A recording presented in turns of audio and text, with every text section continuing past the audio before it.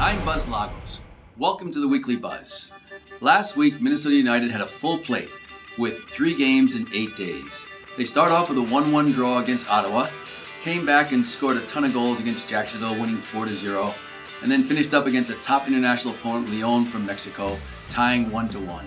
They played terrific soccer over that time, and we're going to see a couple highlights from the Ottawa game, a goal by Christian Ramirez, a goal by Ibson against Jacksonville, and finally we'll look at the opponent coming up this weekend, San Antonio, and see how they're playing and what Minnesota can expect.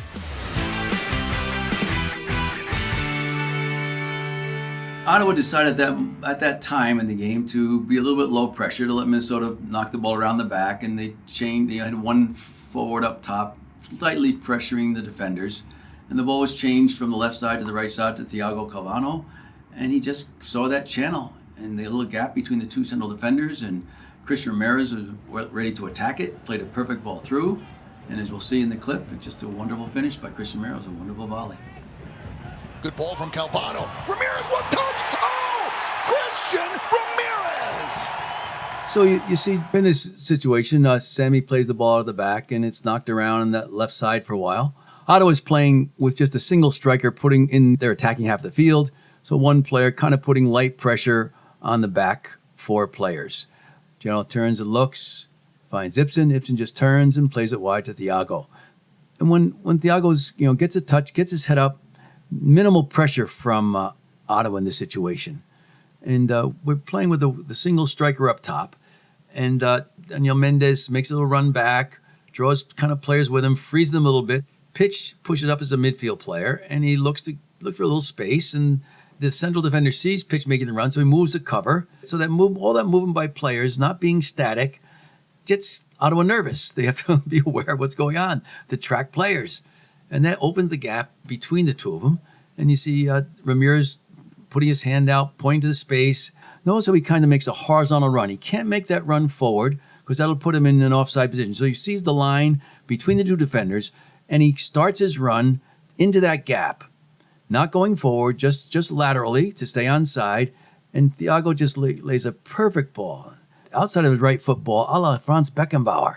Let's go back and look at that outside of the right foot pass by Thiago. What it does in this situation, notice when he strikes the ball with the outside of the foot, the ball gets a little bend, and it bends away from the defender near us, right into Christian's path, so he can let it run by with a wonderful bounce and strike that volley. Look at the concentration, seeing it run by him, and just get that perfect timing, non-kicking foot next to the ball. That enables him to keep the ball down low, lets it run low below his knee, and just strike that volley over the keeper's shoulder into that far corner. It's a very difficult finish to finish one like this.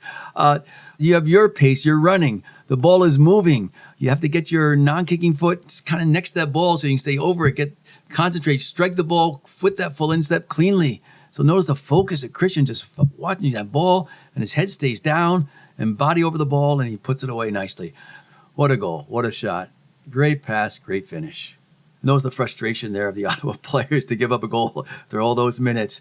But what a goal to give up. If you're going to give up a goal, it might as well be one like that when it's a beautiful one. That should be one of the goals of the week in my mind. You would like your forwards to be strong in the air and be able to win those balls. And Campos is clearly one, and Christian Ramirez can win some balls too. And Pitch, of course, is very strong out of the midfield. So I think in general they push Pitch and Campos up because they're both strong players who can get to that ball and battle these defenders for those balls to win the battle overall. And if they don't win it, then they are causing the defender difficulty getting to the ball cleanly and leaving a loose ball around for, again, the other players, your other attacking midfield, your midfield players, to pick that ball up. Flick on by Pitch Colin. Banks, his first touch of the night. Ramirez, dummy, Ibson! Here we have our Goodyear blimp shot of what's going on in the action. And Sammy's going to take a goal kick. And notice everybody's pushed up by the midfield line. They expect a long kick up over the top. In this situation, Sammy's looking for a target guy. He's got Pitch Colin up top. He's got Christian Ramirez, but he hits a long one, and he just finds Aaron Pitch Colin as your target player. He kind of wants to get the defender on his back. He wants to challenge him and hold him off a bit, and so he's right by the defender. And he moves to the ball, and the defender moves with him. And Christian Ramirez is in a kind of position that's pretty good. If Aaron doesn't get the clean hit, it might bounce over toward Christian, bounce the other way. JC sees the likelihood of Aaron pitch calling winning the ball. He also recognized defensively he's got Kevin Venegas is behind him, so he can take a risk and go forward on it. And all pitch has to do, it doesn't really flick it on with the pace of the ball coming at him, just has to let it hit the top of his head.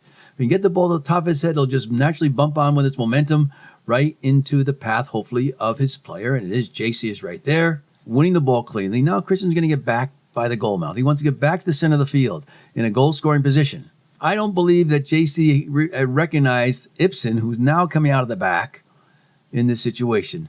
But Ibsen, my guess is just making some calls to Christian Ramirez, dummy, let it through, let it run. There's all kinds of little phrases you can use when you're teaming up with another player.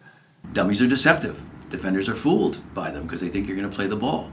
And usually when you make a dummy, you want some kind of action by your player who's dummying the ball. Either dip the shoulder and raise your leg like you're going to shoot it or pass it. So the defender actually thinks you're going to play the ball, and suddenly you just sort of pull your foot aside, let the ball run through, and right to your teammate. And Christian just makes the decision to step over the ball, which again freezes the defenders. The defenders are all closing around. See how the defenders are kind of closing around Christian. 1, 2, 3, 4, 5 defenders all kind of looking at Christian. What's he going to do? How are we going to shut this guy down? Leaving Ibsen wide open on this flank and up the middle of the field in his space. He's gonna do a one-touch shot. Now, should he go far post, near post? In this situation, ideally, you're probably going to want to go to the far post. Again, when I say far post from where Ibsen is right now. Okay, back away from the way the keeper is moving. Because with the keeper's moving to his right, it's going to be difficult to move back to his left to save this shot. Notice the keeper only kind of falls down. He can't get that explosive dive because his feet were moving to his right, the keeper's right. And so Ibsen played it against the movement of the keeper and made it very difficult for him to save. They're getting numbers forward. They're in here passing well. They're very dynamic, and Cummings is a good finisher, and he's putting the ball away, and that's what San Antonio is doing well. They're on a roll where they're scoring lots of goals, and they have a lot of confidence now in going forward and scoring goals. They'll probably want to tighten things up defensively in the game to come. Minnesota's going to try to break that defense down, and again, Minnesota came off of the last league game with 4 goals of their own. So I think we'll see 2 teams that like to score goals now and are getting their confidence, and I think we're seeing an explosive, wide-open game. Castillo has found Forbes. Cummings looking to pull the trigger. Has the advantage. It's number 8. Castillo wins the ball in the midfield, gets his head up, gets a touch. Just get that little sense of he's got the 2 defenders in a position where he can split them with a pass. A little bit like we saw with Thiago splitting the 2 defenders to Christian Ramirez for the goal. Again, notice the strong runs by the San Antonio players. Even though Castillo's playing it there, we have 1, 2, 3 San Antonio players getting forward. Castillo's getting forward. De Freitas, he's trying to block the change of direction ball off on his left-hand side, but he's got to get out in front of that ball a little bit more. He just got caught where Castillo's able to play it behind his, right by his right arm. We see Marlon Roberts trying to block that pass. My rule of thumb is if the ball's to your left, use your left leg. If the ball's to your right, use your right leg. If you are reaching around to block a ball on your left with your right leg, you're kind of out of position. You don't have the same kind of reach, and you're then beaten very easily when that ball goes by you. And Forbes has Moses on his back, and Moses actually kind of fouls him from behind with a bump and a foul. Forbes takes the bump. The referee gives the advantage. Notice how Forbes just bounces right up, down and up right away. Doesn't flail around on the ground. Doesn't say, where's the foul? Roll into the penalty box looking for a penalty kick. We should see a little more recovery from Edmonton right now. I would have liked to seen Roberts make a stronger run back behind the ball. If Moses could have bounced back up as quick as Forbes did and got a little tighter and closer to Cummins and not give Cummins so much room and space to whack that shot. In this situation, Cummins sees the goal. He just sees that the keeper has the near post pretty well covered. So far post is probably the only spot to really go for to get that shot in.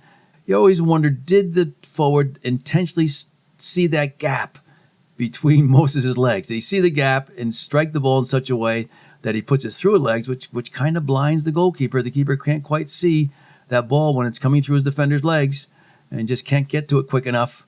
And notice he tries to get the little foot save, but he was his vision wasn't there to see that shot soon enough to use a foot save on it, to get a little touch and knock it out. And a good finish by Cummins. Minnesota's coming off a very impressive league win against Jacksonville. They finally scored some goals and got more players involved in the attack. They actually got the shutout they've been looking for a while. They got the clean sheet. They got 4 goals. They have lots of confidence now going into this game against San Antonio. I think they're going to play well against San Antonio. As we mentioned, San Antonio has scored 7 goals in the last 3 games. They're explosive. They're confident. They're at home. It's going to be a very dynamic match between 2 teams that are feeling confident in their play.